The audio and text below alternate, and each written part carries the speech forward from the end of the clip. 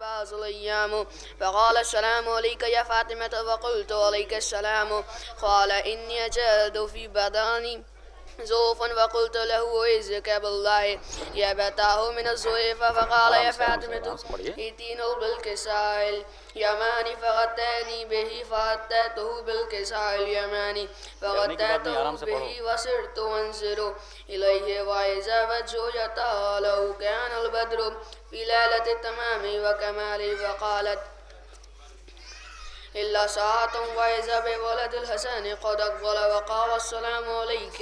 يا أمه وقلت عليك السلام يا قرة عيني وثمرة فؤادي وقال يا أمه إني أشم عندك رائحة طيبة كأنها رائحة جدي رسول الله فقلت نعم إن جدك تحت الكساء وأقبل الحسن نحو الكساء وقال السلام عليك يا جدا يا رسول الله يتأذن لي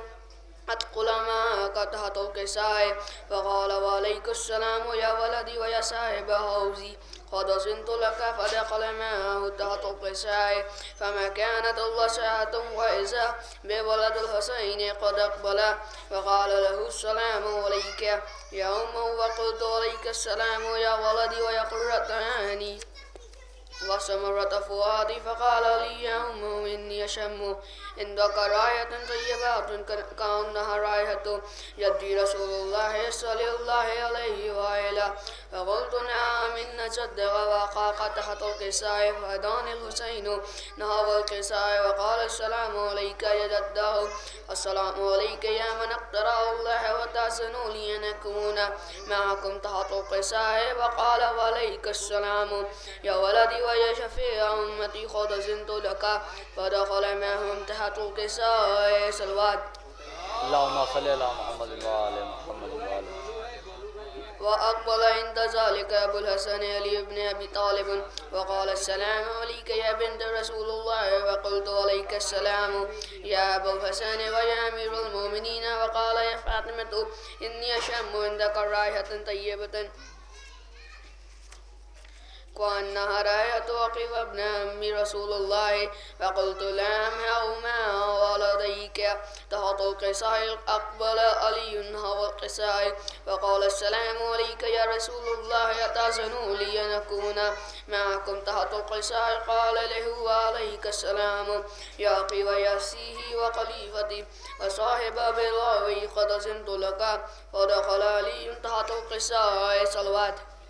اللهم صل على محمد وآل محمد ثم أتيت نحو الكساء فقلت عليك السلام يا أبتاه يا رسول الله تأذن لي أن أكون معكم تحت الكساء قال وعليك السلام يا بنتي ويا باستي قد أذنت لك فدخلت تحت الكساء فلما اكتملنا جميعا تحت الكساء خاز بي رسول الله فتعرف الكساء وأمي بيده اليمان إلا سماء فقال لهم إن هؤلاء الأهل بيتي وخاصتي وهامتي لهم لهمي ودمهم دمي يؤلمني ما يؤلمهم ويحزنني ما يحزنهم إن حرب لمن حربهم وسلم لمن سلامهم وعدو لمن هداهم ومحب لهم أحبهم إنهم مني وأنهم منهم فأجعل صلواتك وبرواتك ورحمتك وغفرانك ورزوانك عليه أزهم أنكم رجسا وأطهركم تطهيرا صلوات اللهم صل على محمد وآل محمد وقال الله عز وجل يا ملائكتي ويا سكان سماواتي إني ما خلقت سماء مبنية ولا أرضا مدية ولا قمرا منيرا ولا شمسا مزية ولا فلاحا يدور ولا بحرا يجري ولا فلكا يسري إلا في محبته هؤلاء الخمسة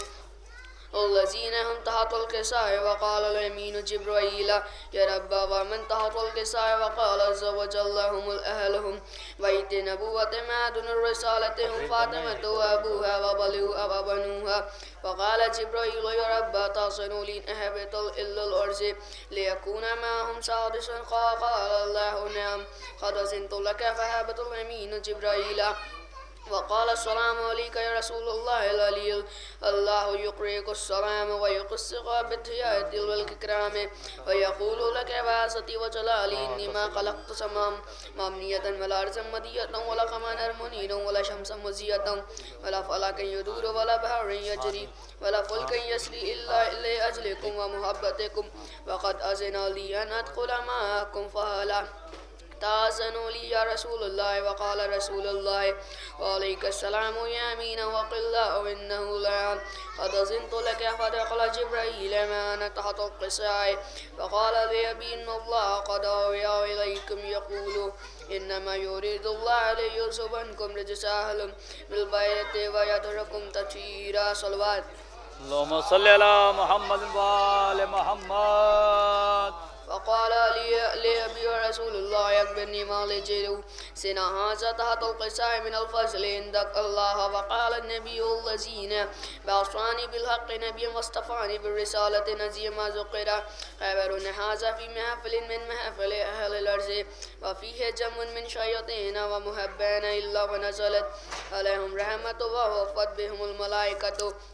واستغفرت لهم إلا أن يتفكروا. وقال علي نزل الله فوزنا وذا شياطنا ورب الكعبة. وقال النبي سنيا يا علي الذين بعثاني بلق نبي واصطفاني بالرسالة نجيا ما ذكر خبر هذا في محفل من محافل أهل الأرض وفيه جم من شياطين ومحبين وفيهم مهم إلا وفرج الله أمه ولا مغموم إلا وكشف الله غمه وطالب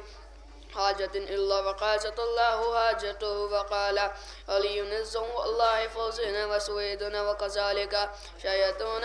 وسويد في الدنيا والآخرة ورب الكعبة. صلوات.